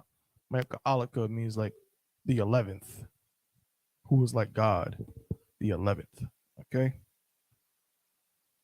So now, next is who? Haz? Any other guesses? Any other takers? Correct. General Hazayan is next. He has a very cool name. All these brothers got cool names, right? But he has one of those names that's like Yarmak, right? You know, Mahayar means what? Diligent. It's a good name, strong name. Tawan. What does Tawan mean? Understanding. And Yarmak means what? Huh? Yari, whoa. It means javelin. It means javelin. Not just javelin. It means the Lord's javelin. It's a goddamn knife that you throw at people. It's a big spear knife thing that you throw and kill people with. And that's his name. Whereas my name is Understanding. No sweat. It's suave, right? But General Haz has one of those type of names, right? So it's Ha Zayun. Anybody know what Ha Zayun means? You would have to know what Zion means.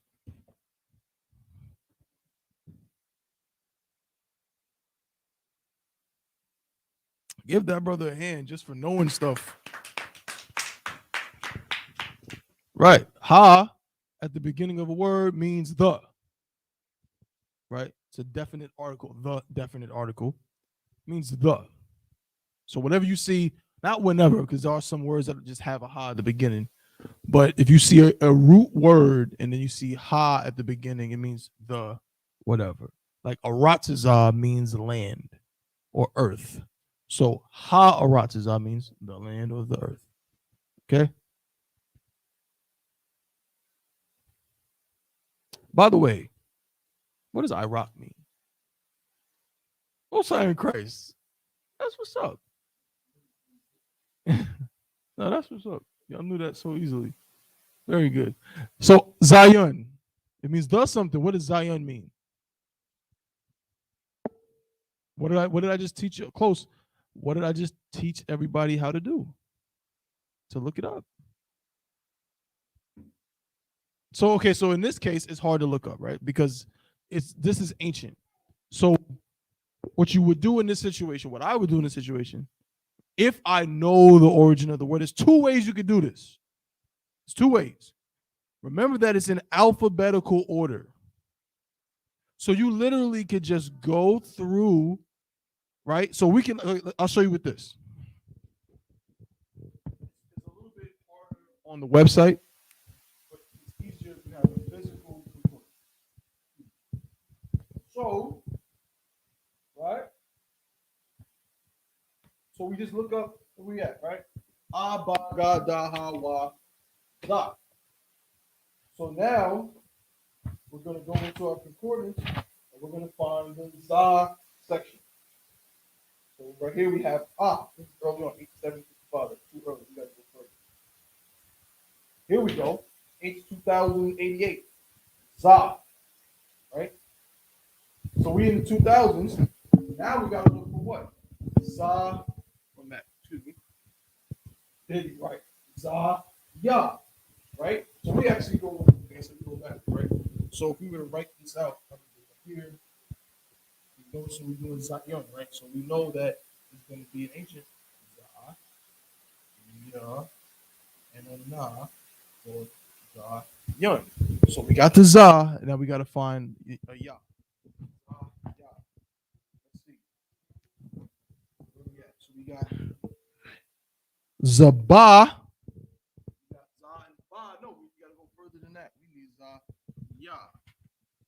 What we got here? That's That's Za-ka.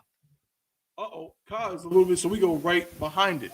So Zakar is H2142. We need Zaya, so we're gonna go before that. Where we at? Here we go. Zayath. Too far. Thighs at the end. We need Zayon. The thighs are at the end, so we gotta come back a little bit.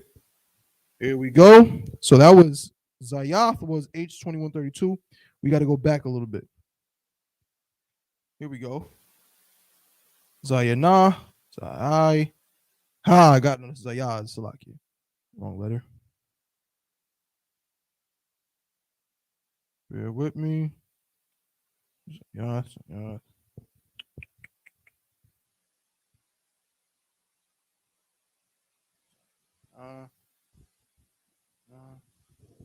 Here, no, it's Zayad. It says no, Zayad. What the hell? Zayad. Zayad. Zayana. Zayam. Weird.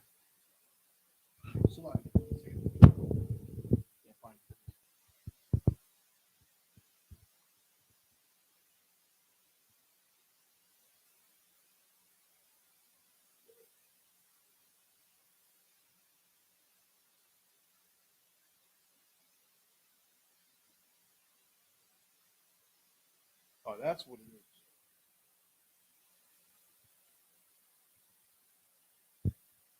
It's a different replay.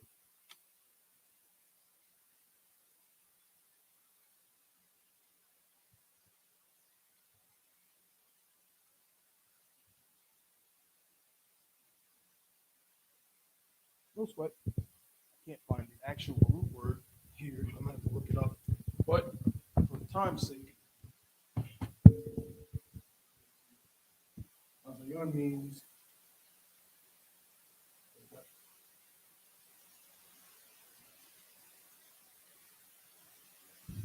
cool name.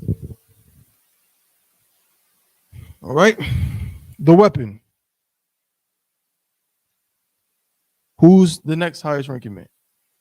It's the brother we mentioned before, the Adawan we mentioned before, General Shawamar, right? Or Anya Shawamar. Right. For time's sake, we'll just do it like this.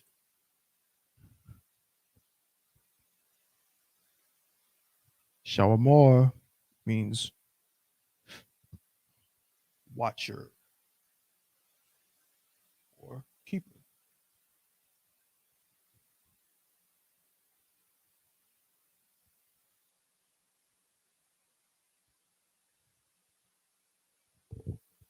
Okay.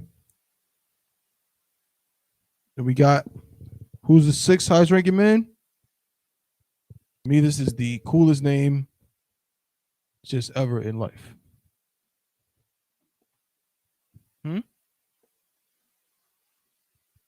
Khan. Does anybody know what Kathum Gabar means?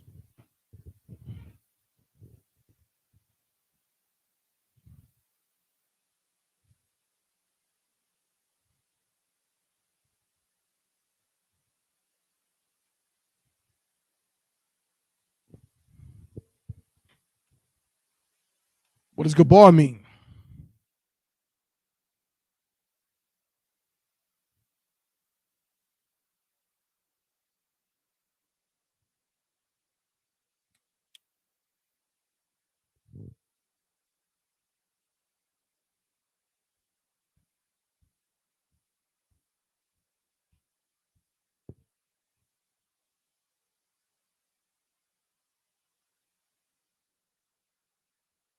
Anybody?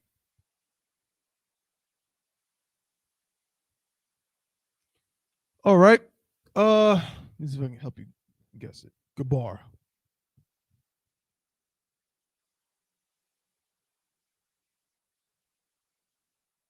What's an army made of?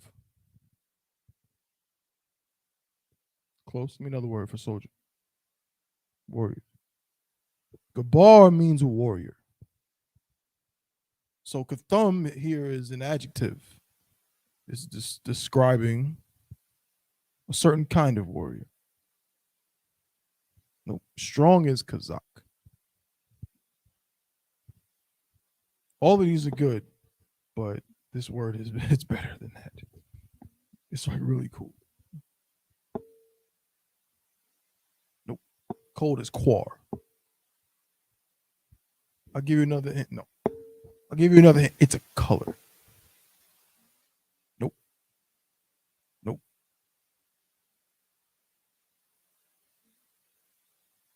Think of a cool. What? That's what it is. Give her a hand.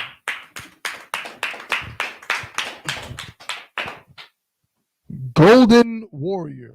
Good night.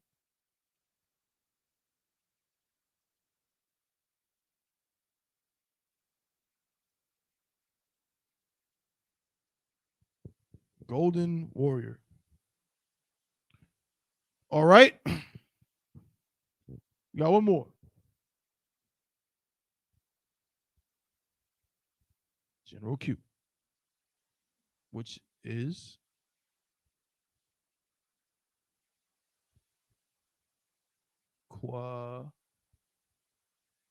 Somebody said it? Say it again. Say it again.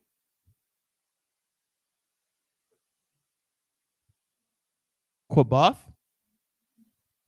Kawath La.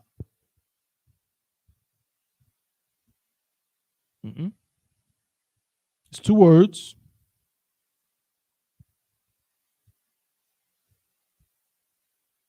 It's Quabal Amath. It's another actually really cool name if you ask me. Like I said, all the names are dope, but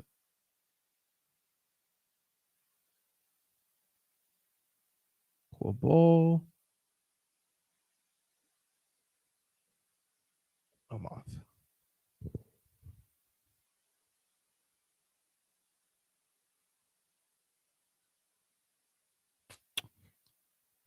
You might know what these words mean. Any of these words sound familiar? One of these words should just be something you remember. It'd just be beneficial to remember this word. We're all in it right. We're all in it right now. It's a hint. Nope. That would have been too easy.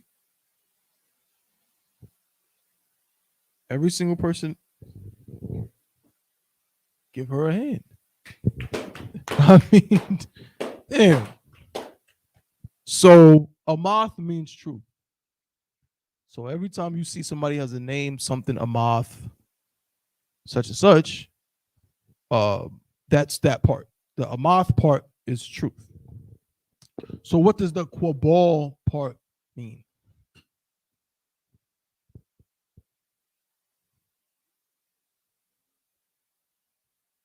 Give him a hand. Receiver of truth. Right?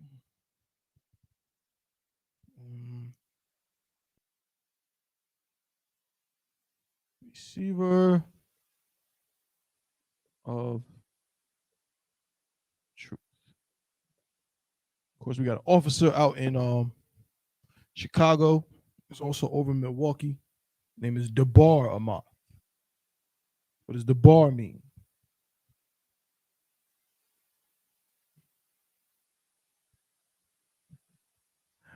No sweat. We're also doing this right now as we speak. Well, Debar is an action. No. Mm-mm. We're doing it right now. No. You just did it. No, not breathe. Breather of truth? There we go. Yeah, give her a hand. Debar means to speak. Debar Amath means speaker of truth. Quabal Amath, receiver of truth. And there's other ones that I don't know at the moment. Can't call to mind. Of course, but they're all useful. All right, Most High in Christ.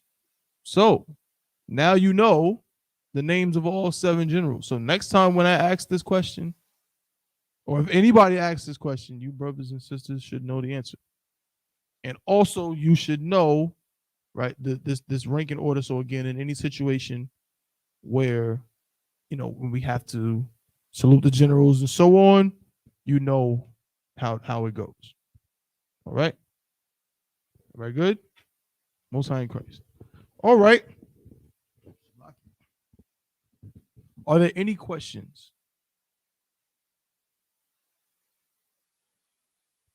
Nothing? We all good? We all know the Hebrew well. We don't need to know nothing. We good to go. Most High in Christ. All right. Well, that being said, the water. Next week we're gonna jump back into the whole thing we were talking about with the Wa situation.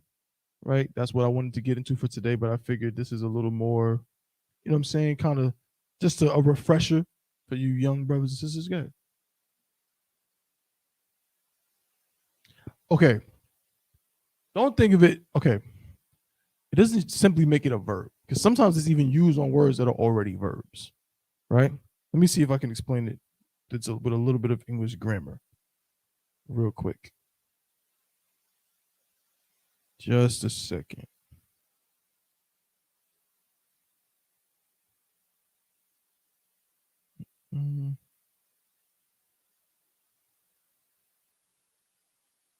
Right. So the ing form in English is a suffix used to make one of the inflected forms of English verbs. The verb form is used as a present participle, as a gerund, and sometimes as an independent noun or adjective. So the ing form is more so like what they would call in grammar a present participle. So it's not just making it a verb, like I said, because it could be, for example, even in English, right? Like that's a verb already, right? This makes it the present participle, or it makes it a gerund, right? That word is gerund, Gerund. Sorry for my terrible handwriting, but this is already a verb. Running turns into a present participle again, like we talked about before, just meaning that it's like something current. It's a current action, right? A current process that you're in. Run is like a root verb. Like, yeah, I run, but I'm not doing it now. But running is something you're doing, right? Y'all know what the deal. Of course, it's the white man's, Salakia, Facebook and YouTube. It is the oppressor's holiday. So, yeah. Running. And then it also can be used as a gerund where it becomes a noun, or which is a thing, right? You can say like, oh, I like running. You know what I'm saying? It becomes a thing. But so in this sense, when we use that why, it's like it could be any of those. It's not just, so I don't want you to think it's just turning into a verb, because some of those words are already verbs. It's just kind of making it more of a present action that's you're participating in, right? Like shamar is not a verb. No, it is a verb. Sorry, shamar is a verb, to watch. It's a verb already. But then shawamar turns it into watching, like the current process. Okay. So does that help a little bit explain that? Anybody other questions? Most High in Christ. But that is good, because next week we're going to do a bunch of those to get an understanding of exactly how it works and how it functions this way, and some other ways as well, like an adjective and so on. Go ahead.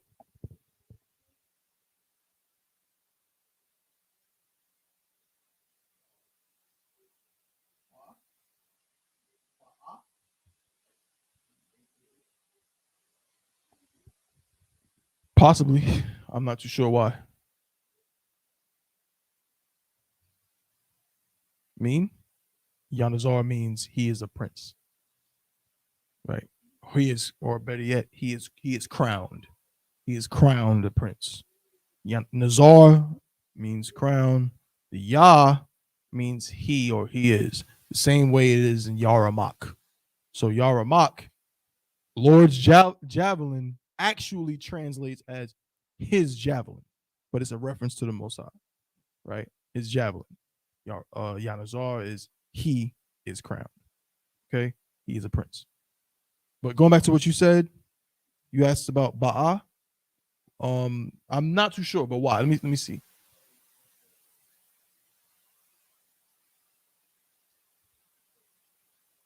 Like Ba Hashim.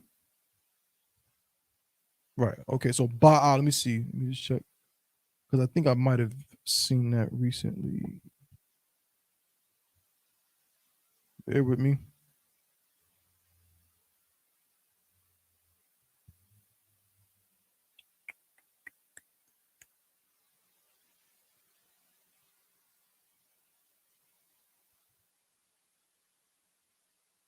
Let's see. Is there a Ba'a?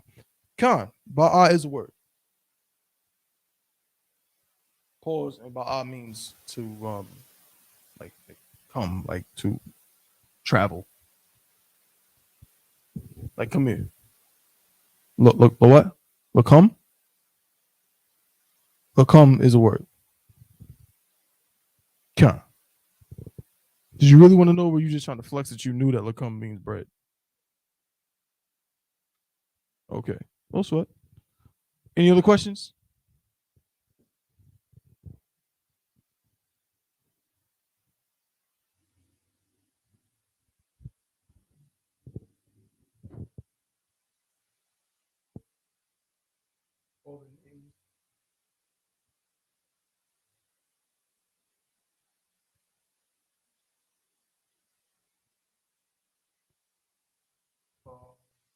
Okay, all the names are not happy. Mm-hmm.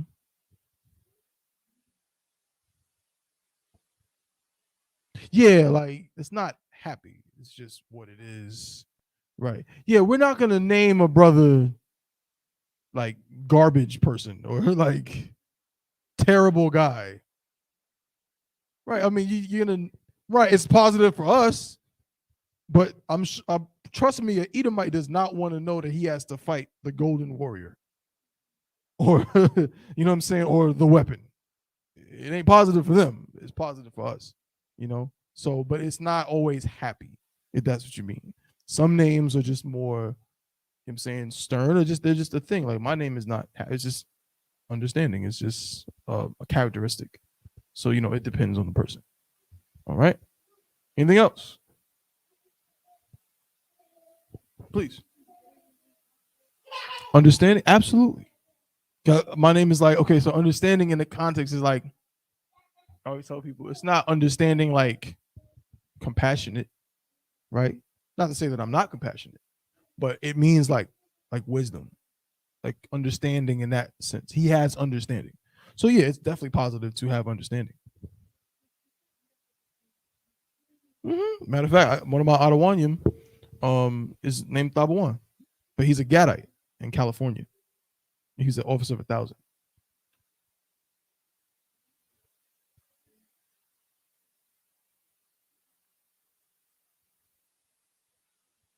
Mm-hmm. What do you mean?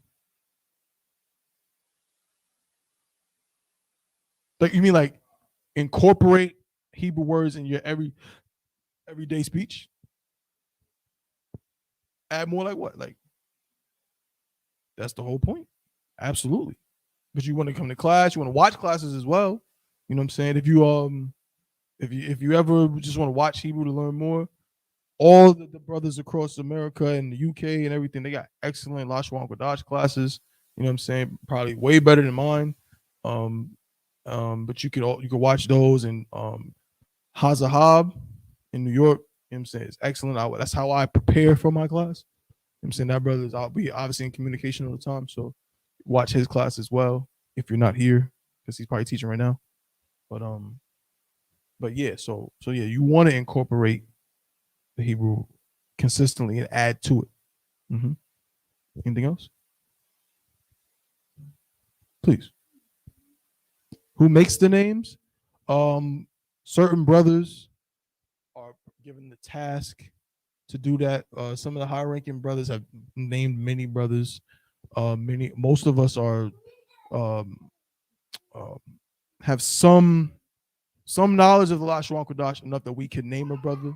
And what happens is a person's characteristics are kind of expressed. So, we'll say, okay, well, what's his brother like? You know what I'm saying? What is his characteristics? Who is he? How people know him? How is he perceived? And then, you know what I'm saying, we'll get together with the high-ranking brothers and come up with a name. So, like sometimes I'm given that task because I'm the Lashawan Qadash guy in North Carolina. But it's not just me. I don't do it by myself. I do it with the high-ranking officers, the brothers, Captain Thought, and so on and so forth.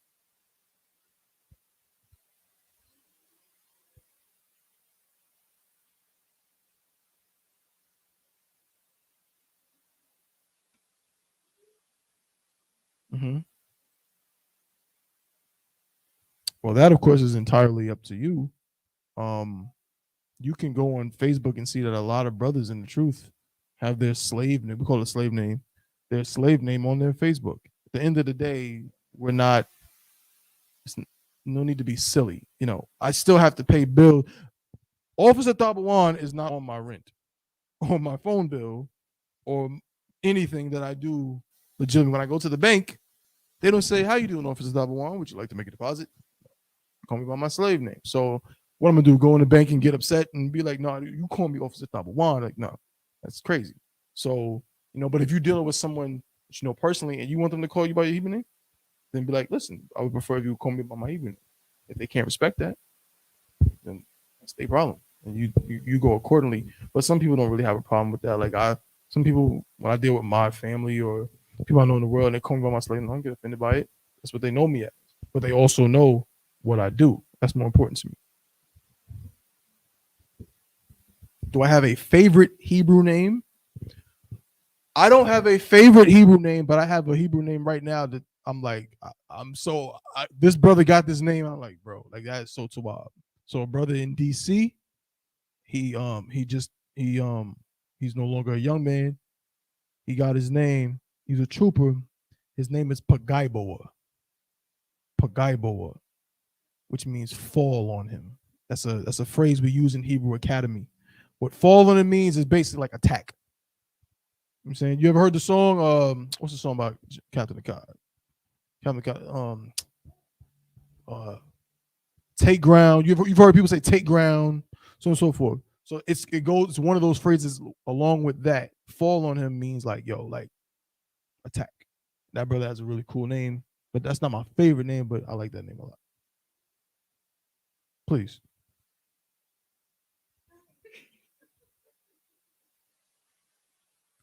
And with that, the water for tuning in, you know what I'm saying? Isupk Durham, North Carolina, Lashawan Qadash class. Like I said, next week we're gonna go over the rest of this, learn more, build on it. You know what I'm saying? So we can start to speak this fluently. You know what I'm saying? And with that, say shalom, Yahweh Bashim Yahweh Shah Barakatah to the brothers. Yahweh Shema Allah Bashim Yahweh Shah to the sisters.